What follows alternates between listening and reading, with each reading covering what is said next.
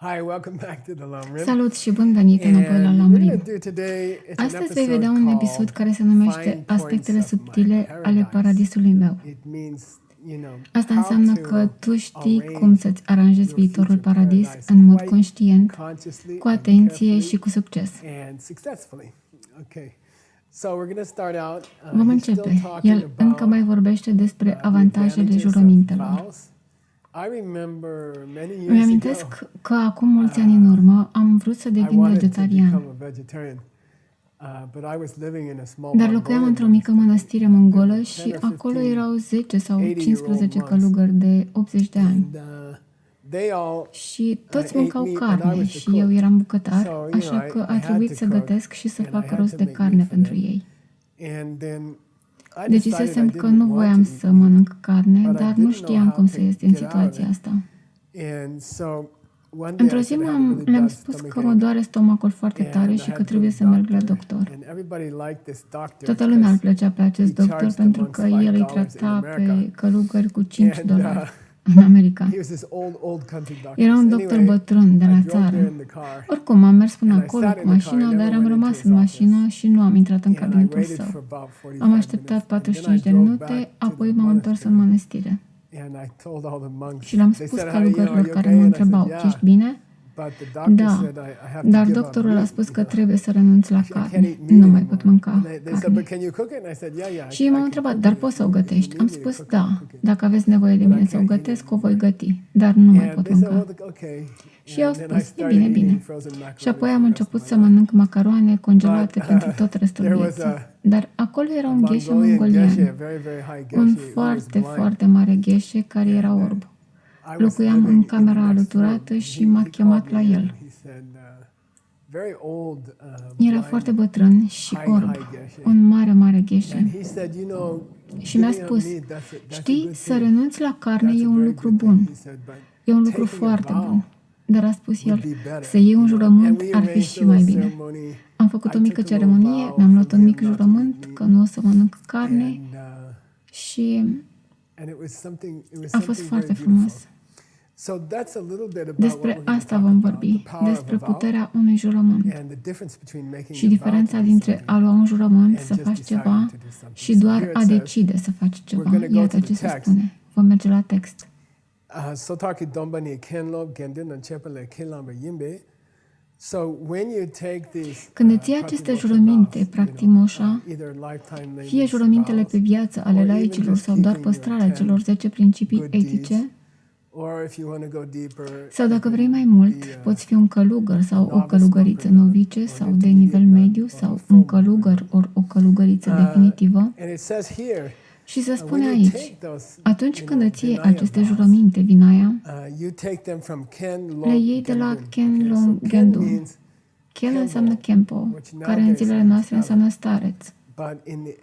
Dar în textele antice Vinaya, așa cum știu cei care urmăresc cursurile de traducere Mixed Nuts, și apropo, ești întotdeauna binevenit la cursurile de traducere Mixed Nuts, ar trebui să afli despre ele, sunt extraordinare, cred că sunt cele mai bune din lume. Toți mari clasici, toate categoriile diferite de mari clasici în același timp. Deci Kempo înseamnă persoana care îți acordă jurămintele Vinaya.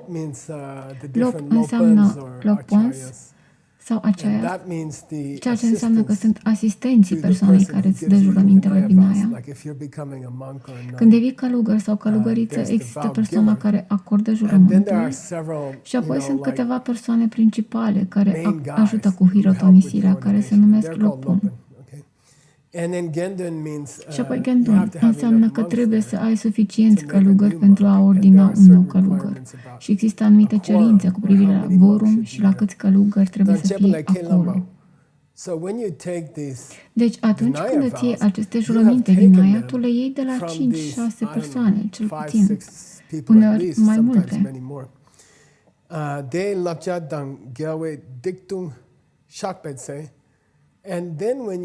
Și apoi când încalci aceste angajamente pe care ți le-ai luat, și asta ar putea însemna să încalci angajamente pe care ți le-ai luat, cum ar fi angajamente generale de genul cred că nu vreau să mănânc carne, sau tunga, ceea ce înseamnă angajamente mai formale pe care le-ai luat.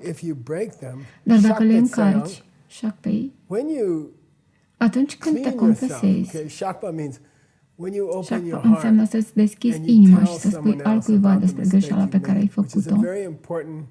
Și asta este un element foarte important de curățare a unei semințe karmice. Când încalci un jurământ, când îți deschizi inima și recunoști ce ai făcut,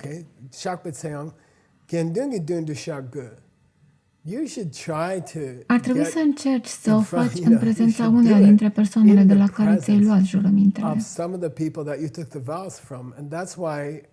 De aceea să trăiești într-o mănăstire este o experiență atât de puternică, pentru că atunci când ajungi acolo, îți iei anumite jurăminte de la anumite persoane și apoi trăiești în jurul acelor persoane pentru tot restul vieții tale. De multe ori, acei oameni rămân cu tine toată viața. Și astfel ei sunt întotdeauna disponibili ca tu să poți intra în camera lor și să le spui: uite, am făcut o greșeală azi, mi-am încălcat jurământul și îmi cer scuze persoanei care mi-a dat acele jurăminte. Asta e foarte puternic. Este o alegere doar să stai în camera ta și să faci un fel de mică mărturisire? Mi-am încălcat jurământul azi, am făcut această greșeală. Am încălcat acest jurământ și îmi pare tare rău și voi încerca să mă controlez în viitor. În textul de aici, Pabonka Rinpoche spune: e de ajuns? El spune: ei bine, depinde de ceea ce ai făcut. Asta înseamnă că dacă tocmai ai încălcat o regulă generală a moralității, atunci poate că e în regulă să stai în camera ta și să faci o mărturisire sinceră. Ajută să o faci cu voce tare. Promit că nu mai fac aceasta. Fă cele 4 puteri și vei putea astfel curăța acea sămânță negativă. Dar el spune: dacă ți-ai luat un jurământ specific de la o altă persoană și asta implică faptul că acea persoană să fie încă disponibilă, atunci ar trebui să te duci la acea persoană și ar trebui să-i spui: mi-am încălcat jurământul, altfel nu vei putea curăța.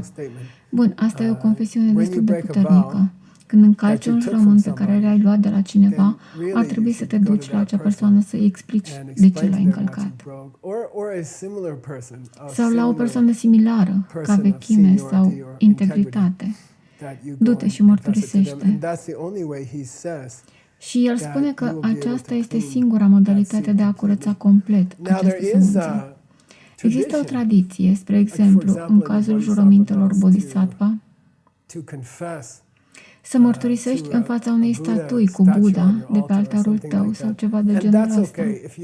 E bine și așa, dacă nu ai de ales. E ca și cum ai fi într-un retreat de 3 ani sau ceva de genul și nu te vezi cu nimeni și atunci este evident că așa ar fi potrivit. Și dacă nu poți ajunge la altcineva, este o modalitate potrivită să te confesezi în felul ăsta. Dar noi avem o dorință foarte puternică în noi. Și cred că este foarte puternică. Vreau ca alți oameni să mă placă. Vreau ca alți oameni să creadă că sunt o persoană bună. Mă doare dacă cineva mă vede că fac ceva greșit. Și cred că, la fel ca mulți dintre noi, încerc să ascund asta, se numește ceapă. Încerc să ascund greșelile. Și mai e o glumă. Că de cele mai multe ori depunem mai mult efort să ascundem lucrurile pe care le-am făcut greșit decât să le oprim sau să nu le mai facem. Depunem mai mult efort încercând să ascundem lucrurile pe care le facem. Asta am vrut să spun aici. Cred că este un moment bun pentru a adăuga că dacă poți, spune-i altcuiva, oricui altcuiva, bine? Confesează-te altcuiva. Dar există o condiție. Trebuie să fie o ființă umană, trebuie să aibă urechi și trebuie să înțeleagă limba ta, evident. Spune cuiva și apoi sămânța negativă se va diminua. Avem o imagine aici. Am găsit poza asta a unei doamne care a mers la un magazin unde a cumpărat ceva special. Și e un fel de cutie ciudată. Nu știu de ce o cumpără, dar îi place. Și anumite articole dintr-un magazin american, să spunem că există un lanț de magazine, pot exista 30 de magazine. Dacă este un produs ciudat ca această cutie, trebuie să-l duci înapoi la magazinul de unde l-ai cumpărat. Dacă nu-ți place, nu-l poți duce la un alt magazin din lanțul de magazine. Trebuie să-l duci înapoi doar la magazinul de unde l-ai cumpărat. Și asta mi-amintește de această idee. Dacă este posibil, mergi înapoi la persoana de la care ai luat jurămintele.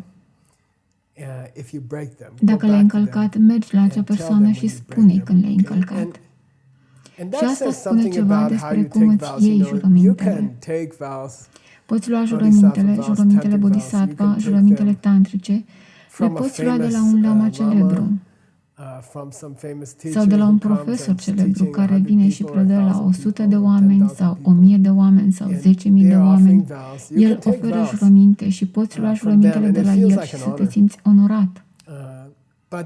Dar există o tradiție prin care este bine să ții jurămintele de la cineva care locuiește în apropierea ta. Dacă poți, de la cineva din aceeași comunitate. Și atunci când le încalci, poți merge înapoi la magazinul de unde ai cumpărat jurămintele și le poți curăța mai eficient pentru că el te va supraveghea în viitor. Știi, lama al meu, am trăit cu el aproape 30 de ani. Chiar am încercat să mă duc la el și să-i mărturisesc. Am bătut la ușa lui. În primele dăți m-a ascultat foarte atent. Și a spus, e în regulă, nu mai face asta din nou. Mai târziu a ajuns să fie atât de normal pentru el că deschideam ușa și spuneam că trebuie să vorbesc cu el și el spunea, știu, e foarte clar să știi. Pot să zic și pe care l-ai încălcat. Spuneam, îmi pare rău. Și întotdeauna o simțeam mult mai bine. Cred că în cele din urmă a funcționat pentru mine, pentru că am scăpat de obiceiurile mele proaste, pentru că am fost deschis cu el. Chiar te încurajez să faci asta.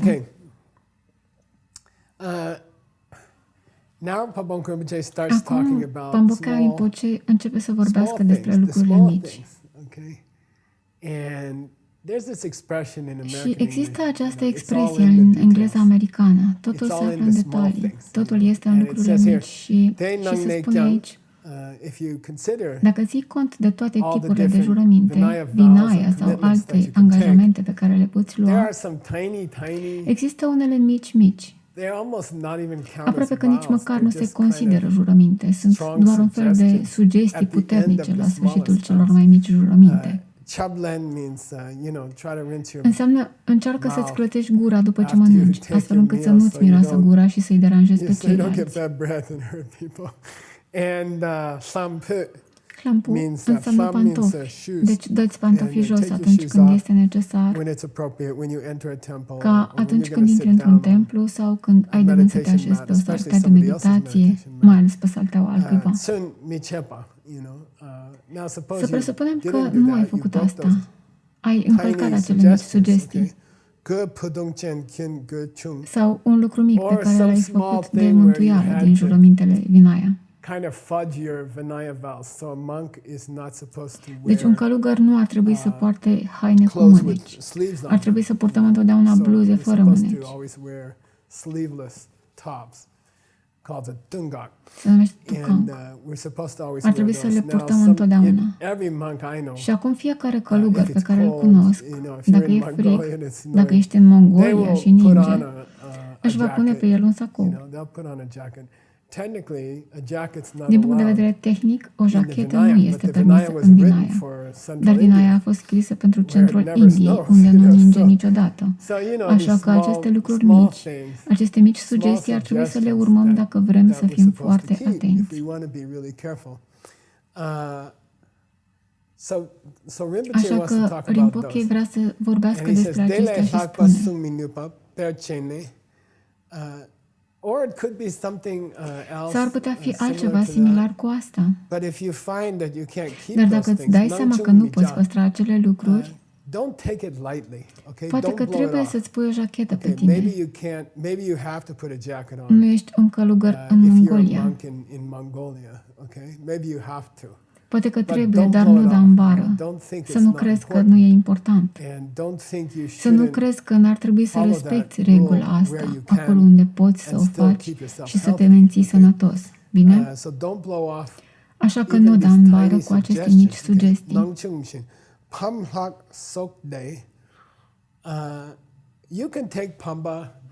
Poți lua Pampa și acestea sunt niveluri diferite de jurăminte. Pampa este primul nivel al jurămintelor, Shangma al doilea. Pampa literal înseamnă distrus. Jurământul tău este distrus dacă îl încalci, ca și cum ai ucide o ființă umană. Klakma înseamnă că nu-ți pierzi toate jurămintele, dar pierzi destul de multe. Mai ai câteva rămase. Deci acestea sunt jurămintele cele mai importante. Acesta e un concept interesant.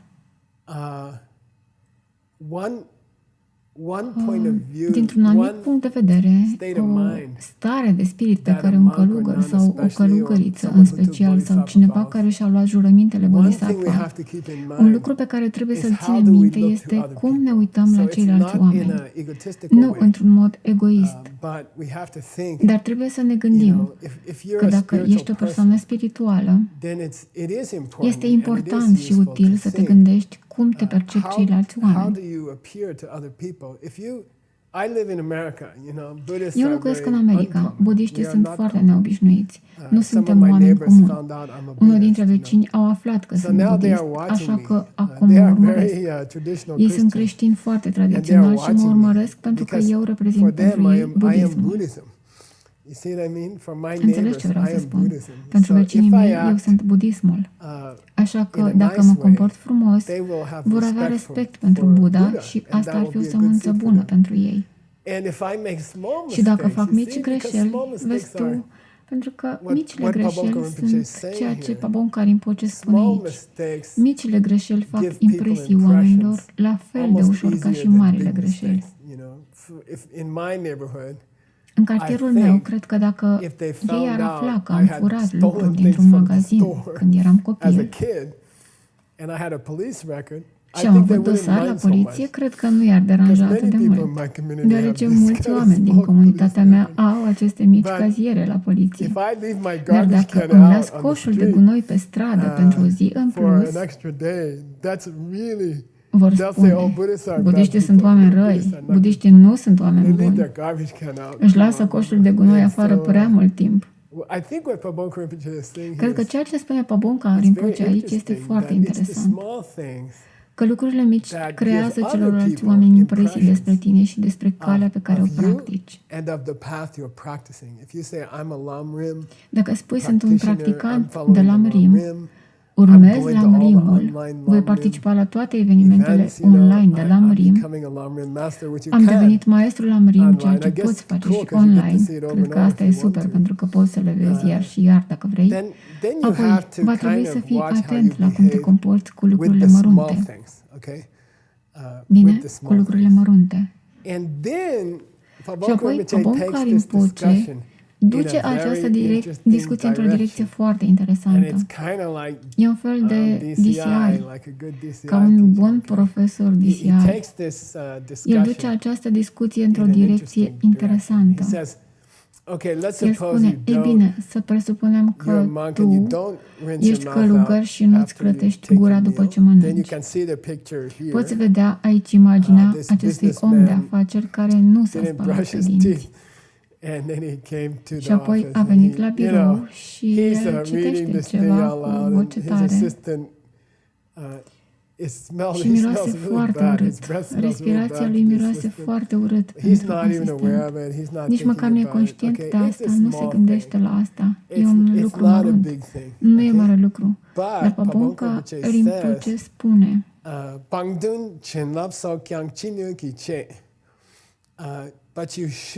dar ar trebui să treci prin aceasta. And there are steps for Există etape pentru un călugăr pentru a curăța chiar și cele mai mici semințe even rele. small bad seeds. Pangtung means not, these are not very Înseamnă că serious, acestea nu sunt jurăminte foarte vows. importante, These nu are not sunt so jurăminte grele. heavy vows. They're serious, but they're not heavy. Sunt serioase, And, dar nu sunt grele. there are ways to Există moduri de a remove the elimina bad seed semințele called negative jinlao, și which is a este blessing, jilau, okay? And care these are înseamnă ways to binecuvântare. Sunt moduri de a diminua reduce the semințele bad negative seeds, provenite de la from încălcarea breaking, jurămintelor mai mici. smaller vows, okay? So, chinu kiche, you should try really hard. Ar trebui să încerci to cu adevărat purify să purifici even chiar those și small acele seeds, mici okay? When you make a semințe mistake, atunci când faci o You know, greșeală. if you go to work without brushing your Dacă te teeth, duci la muncă fără and să-ți you're speli killing your dinții assistant, și îți okay, ucizi asistentul cu with your respirația bad breath, urâtă and you realize it, și îți then dai you should do seama, something to ar remove trebui să faci that ceva tiny pentru bad a seed. elimina Now, acea why? mică sămânță Jikten negativă. De dina ce? kung sik tang cha sok sepa so along. Look, even in the normal Chiar și world, în lumea and that's a normală, common și asta este scriptural fraza obișnuită cu care încep sentence opener. scripturile, You know, even in the chiar normal și world, în lumea forget Buddhist normală, monastery, uită de mănăstirea forget the budistă, Lam uită de Rim retragerea la retreat, even in the Rim, normal world, Jikten chiar și în dina, lumea in this world, normală, în această kung sik lume, means înseamnă să-ți fixing pregătești something ceva for pentru lunch, prânz, cooking să something for gătești lunch, ceva pentru prânz. and cha means making Și yourself a ja coffee, înseamnă right? a But face it's o tea, cafea. De fapt, este which is the ceai, Tibetan care este coffee, cafeaua which makes me tibetană, thirsty. ceea ce îmi provoacă sete. So along, look, you want to make a good Vrei să tea. faci un ceai bun? And by the way, Apropo, tea is ceaiul este, like coffee is the așa cum este foundation of American cafeaua, culture. baza culturii americane, Salt tea așa este ceaiul is the sărat, foundation of baza Tibetan culturii culture. And, tibetane. the first Și thing that primul happened to lucru me care when mi I s-a got to the întâmplat când monastery am ajuns la was, mănăstire well, a first fost, of all, e the bine, new guys înainte have de to be the toate, cooks. băieții So I noi was trebuie să fie assigned to be a bucătari, cook the first așa că am day. fost I desemnat was să the fiu cook for bucătar 8 din prima years. zi. Am fost And bucătar 8 it was ani. good for me. A fost bine Good for pentru my mine, pride. pentru mândria mea. So Pentru că they're m-au going to teach you to învățat make cum a să nice fac un ceai Tibetan tea. tibetan To gustos. make a Tibetan tea, E foarte greu să faci un ceai tibetan. it's a Nu hard e thing to lucru do. It's ușor de not an easy făcut. thing to do. It's got to have salt, Trebuie să aibă butter, sare, soda, unt, apă minerală, nutmeg, nucșoară, lapte, cream, frișcă, Chinese black tea, ceai negru and then you have to chinezesc. use a Și jadong. apoi trebuie să utilizezi to un use a- what jadong. do you call those Trebuie să things? folosești Butter un, cum le churn. spui chestiilor You have to astea? use a Un churn. putinei. Trebuie să folosești un And it takes a putinei. long time, and Durează it's a mult hard timp thing și to este do. un lucru It's a greu hard de thing to făcut. do right. E greu să faci A good un Tibetan ceai tea. tibetan And my bun. lama drank Și lama about al meu 25 bea cam cups a day. 25 de cești So I pe was in zi. the kitchen a lot, okay? Așa că am stat But when mult you în make that bucătărie. tea, Dar când you faci gotta acel have ceai, all trebuie the să ai toate ingredients. And ingredientele. again, the Și din taste nou, of a good gustul unui ceai Tibetan bun tea tibetan is stă in în the detalii. details, okay? The taste of a good tea Gustul unui ceai bun is in este the în details, detalii. Did you crush the salt Ai zdrobit atent sarea? carefully? Sarea Himalaya de rock Himalaya. salt. Did you Ai crush strivit-o it cu grijă? carefully? Did you get the Ai best luat cele mai bune kind condimente of pe care le-ai spices putut that you găsi? could? Did you use Ai folosit un a calup de very ceai good negru foarte bun? block of black tea? And did you not overcook Nu it? l-ai fiert prea mult? But did you let it steep long L-ai enough lăsat să so se that infuzeze îndeajuns de mult? even when you're cooking, Chiar și lunch, atunci când gătești un or you prânz are sau faci making un a ceai tea for pentru your teacher, profesorul for tău, de example, exemplu, the difference diferența between dintre a o normal cup ceașcă of tea normală de and ceai an și o ceașcă extraordinary cup of tea extraordinară de is ceai in the stă small în micile details, okay? detalii. It's not some big grand thing. Nu e you see? mare lucru. Why is Pabong Rinpoche De talking ce about vorbește that? Pabonca Rinpoche despre What he's asta? saying is, El vrea să spună că ceea what ce makes face the difference diferența between între o a persoană normal spiritual spirituală person normală and a really special și o spiritual persoană person spirituală cu is the adevărat small things, specială it's sunt the small lucrurile details. mărunte, So he sunt says, micile don't blow off detalii. these little Așa că vows, el spune să nu o dai în bară cu aceste jurăminte. If you've kind of made a commitment Dacă to ți-ai open luat un doors for angajament people, de a deschide ușile then pentru for the rest of oameni, your life, atunci open pentru doors tot for restul people, vieții okay? deschide If you ușile made a pentru oameni. commitment to Dacă ți-ai luat un angajament să serve a beverage servești to pe cineva someone in din the room cameră first, mai întâi, then you're going to do it for the rest atunci of your fă life. And don't asta blow pentru off tot these restul small vieții tale și nu commitments. renunța la What we aceste see mici here angajamente. is a Vedem aici o Christmas decorațiune tree de pom de decoration. Crăciun. And I like to Îmi call place it să o numesc finisajele finishing unei touches lumi on a perfecte. perfect world. So don't forget Așa că nu uita really ceea ce what we're facem. doing, especially after you learn the pen Mai ales and după after ce you ai learn the four învățat steps. pixul Și după ce ai învățat cei 4 pași, ceea ce o persoană care studiază la MRIM încearcă să facă. Încercăm să proiectăm viitorul paradis al lui Buddha. Nu este ca o vilă scumpă în Manhattan sau Paris. Nu e așa. Nu te gândi la asta în acest mod. E o lume perfectă. Este mandala pe care o oferi înainte de curs. Încerci să construiești bucată cu bucată o lume perfectă. Cam despre asta este vorba cu pașii de pe cale. Fiecare pas este o altă sămânță pentru a planta o lume perfectă, o galaxie perfectă, un univers perfect. Și asta facem. Și asta vine din lucrurile mărunte. Asta înseamnă să ai grijă ce fel de sare să cumperi, să te asiguri că untul pentru ceai este proaspăt, să te asiguri că într-adevăr te străduiești să găsești cea mai bună apă pentru ceai, ceea ce este foarte important, să te asiguri că prezentarea ceaiului este foarte elegantă. Prin lucrurile mărunte construiești un paradis al lui Buddha. De aceea am arătat un pom de Crăciun. În familia mea, când eram adolescent, era un lucru important.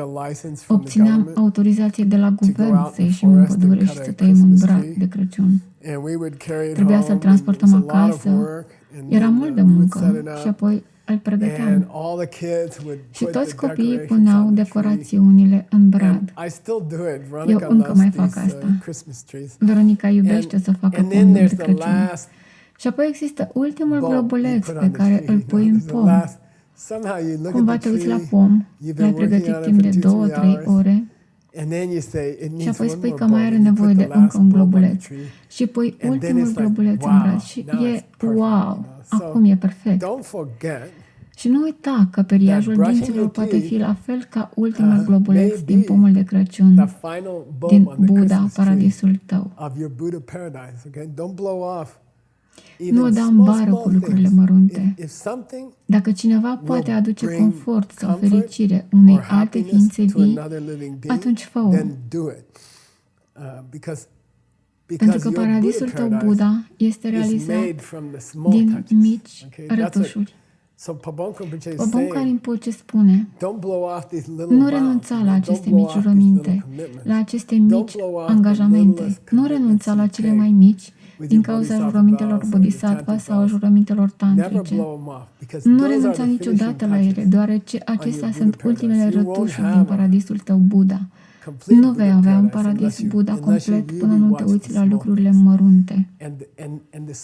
Și toate lucrurile mărunte sunt ceea ce alți oameni își amintesc, nu lucrurile mărețe.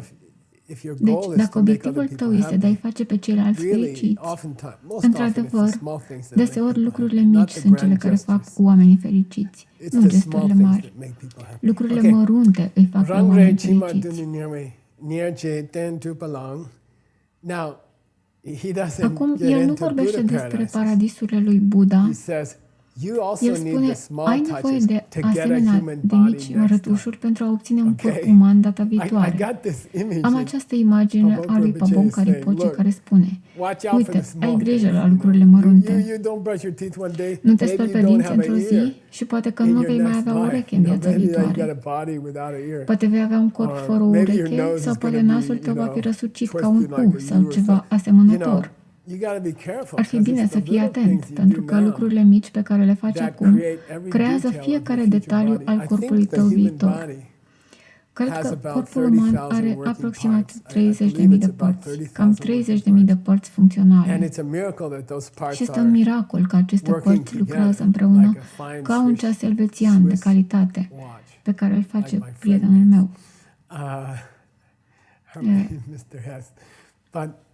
Este Mr. Walter. Știi, lucrurile mici sunt cele care îl fac să funcționeze. Și fiecare din cele 30.000 de bucăți din corpul uman pe care le ai au fost create de multe mici karma.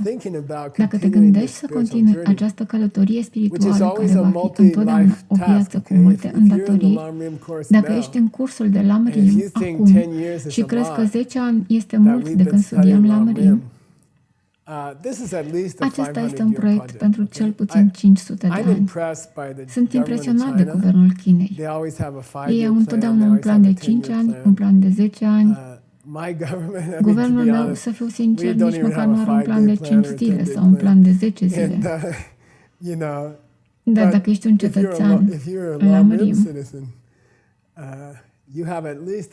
ai cel puțin un plan de 500 de ani sau poate un plan de 1000 de ani, ceea ce înseamnă că va trebui să ai între 7 și 10 corpuri.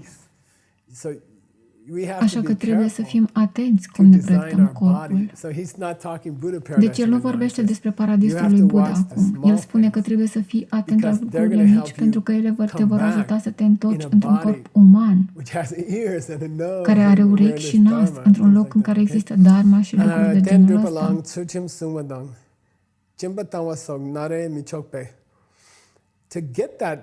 Pentru a avea un corp perfect, va trebui să ai moralitate, dar va trebui să practici și perfecțiunile bodhisattva. Care sunt acestea? Să dăruiești. Moralitatea, să fii o persoană bună, să fii bun cu ceilalți oameni, să nu te superi, să te distrezi când filmezi lămurim, meditație și înțelepciune. El spune, uite, voi aveți aceste perspective asupra acestor lucruri înalte de bodhisattva. Dar fundația este ca întotdeauna să fii bun cu ceilalți oameni. Poți fi foarte generos. Poți practica cele 6 perfecțiuni. Poți avea această intenție de bodhisattva. Poți practica cu înțelegerea vacuității. Dar dacă nu ai moralitate, nu e nimic. Nu e nimic. E fals. Nu există o bază solidă.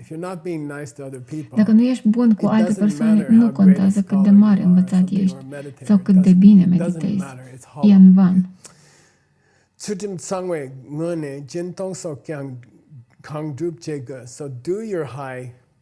Deci fă-ți practica înaltă de bodhisattva, fă-ți practica tantrică, dar asigură-te că fundația este să fii bun cu ceilalți oameni de la magazinul alimentar.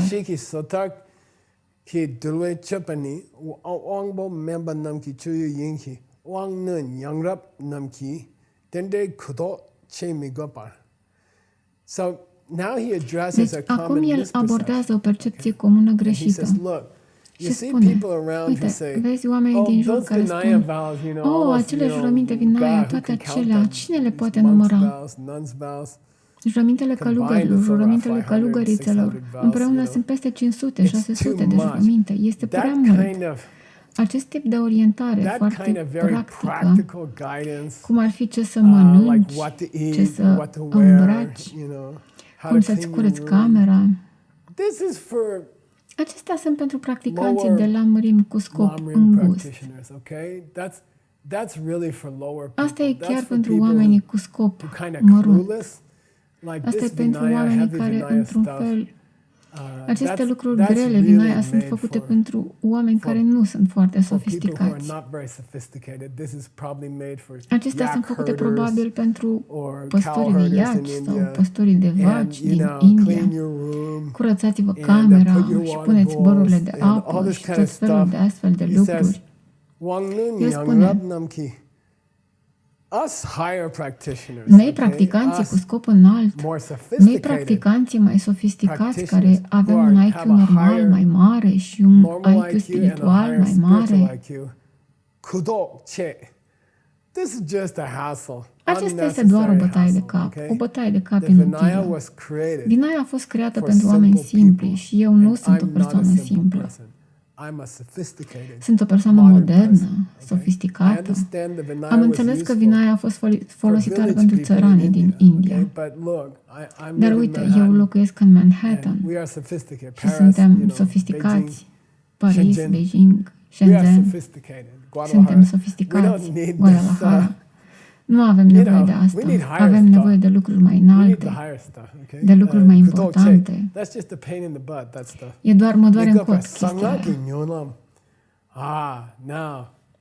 aia. Acum Tantra, calea învățămintelor secrete. Asta e calea cea mai rapidă. Sunt o persoană rapidă. Tuksum Lamkir. In fact, de fapt, așa cum am înțeles, apropo, asta e o viziune greșită, repet, o viziune greșită. După cum am înțeles, poți folosi cele 3 otrăvuri ale minții în tantra ca pe o rachetă să atingi scopuri mai înalte. Poți folosi furia, poți folosi sexul, poți chiar să-ți folosești înțelegerile greșite ca pe o rachetă. Aceasta este calitatea specială a tantrei. Nu scoate această declarație din contextul videoclipului. Eu doar traduc. El spune că te întâlnești cu asta. Vezi oameni spunând, ajunge, sunt atât de elegant. Sunt acest practicant sofisticat al căii diamantului. Nu sunt ca acei țărani care au nevoie să li se spună cum să-și facă curat în cameră și cum să-și pună bolurile de apă și chestii de-astea. Eu sunt pe o pistă rapidă. Apoi îi vezi și se înrăutățesc și mai rău. Ei spun, alcoolul este pe un drum pe calea de diamant. Voi lua o picătură. Apoi a doua zi voi lua o înghițitură. Apoi în săptămâna următoare au nevoie de o sticlă. Și am văzut oameni ca aceștia. Chiar am văzut oameni ca aceștia care chiar și-au distrus viața prin utilizarea greșită a ideilor căi de diamant, folosind în mod greșit substanțe. I-am văzut. Și doar și-au distrus viața. Bine? Și-au distrus viața. El spune că dacă vezi oameni de genul ăsta, există oameni de genul ăsta, dar îți voi spune ceva, poți fi un practicant al căii de diamant, dar trebuie să ții jurămintele Vinaya, trebuie să ții cele 10 fapte bune, pentru că ăsta e motorul care conduce tantra. Jurămintele Vinaya bine ținute, jurămintele Bodhisattva bine ținute sunt motorul care conduce tantra, care te conduce pe calea de diamant. Așa că nu da în bară. Nu spune, sunt mai presus de asta și mai ales nu face greșeala de a folosi substanțe, alcool, carne, sex, și gândindu-te că acest lucru se întâmplă, ești atât de înalt, poți face doar aceste lucruri, poți folosi furia. Am o poză a unui tip care zice, când sunt la muncă, mă folosesc de practica tantrică, țip la oameni și mă vizualizez ca o creatură albastră cu 12 brațe și țip la toată lumea, dar este de fapt doar o practică tantra. Am această practică tantrică pe care o fac. Și el spune, uită de asta. Pabonka Rinpoche spune, uită de asta. Vezi oameni care acționează așa și care se amăgesc. De ce?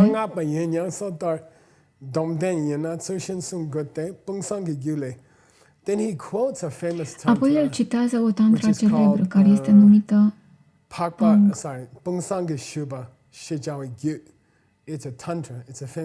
Este o tantra celebră numită Întrebările Subahu.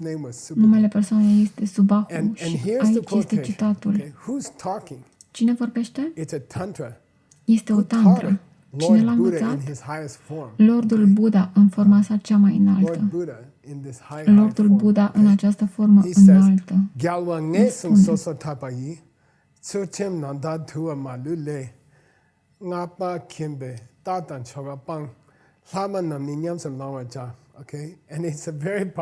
este o declarație foarte puternică. El spune, uite, eu sunt Buddha. Așa că îți dau direct drogul lui Buddha, cuvântul direct al lui Buddha. Îți dau cuvântul direct de la Buddha. Am predat aceste jurăminte Vinaya, acele jurăminte fundamentale. Eu i-am învățat. Dacă se întâmplă să fii o tantrica, urmezi calea de diamant, și se întâmplă să nu fii un călugăr sau o călugăriță, singurele lucruri Vinaya pe care îți permiți să nu-l respecti sunt hainele și ritualurile călugărului. Ai înțeles? Dacă ești un laic și faci jurăminte tantrice, singurele lucruri din aia pe care îți permit să nu le urmezi sunt hainele călugărului și ritualurile speciale ale călugărului. Ele au diferite vase de apă și chestii de genul ăsta. Dar restul trebuie să păstrezi. Cu alte cuvinte, cu excepția îmbrăcăminții, mă aștept să fii călugăr sau călugăriță. Vrei să fii o tantrică? Atunci mă aștept să fii călugăr sau călugăriță în interior. În exterior poți purta costum și cravată. Dar pe interior, dacă vrei să practici învățămintele secrete, trebuie să urmezi aceste instrucțiuni de bază pe care le-am stabilit pentru tine în Vinaya. Bine, am depășit puțin timpul, îmi cer scuze. Uneori Pamboka Rinpoche mai are încă ceva de spus.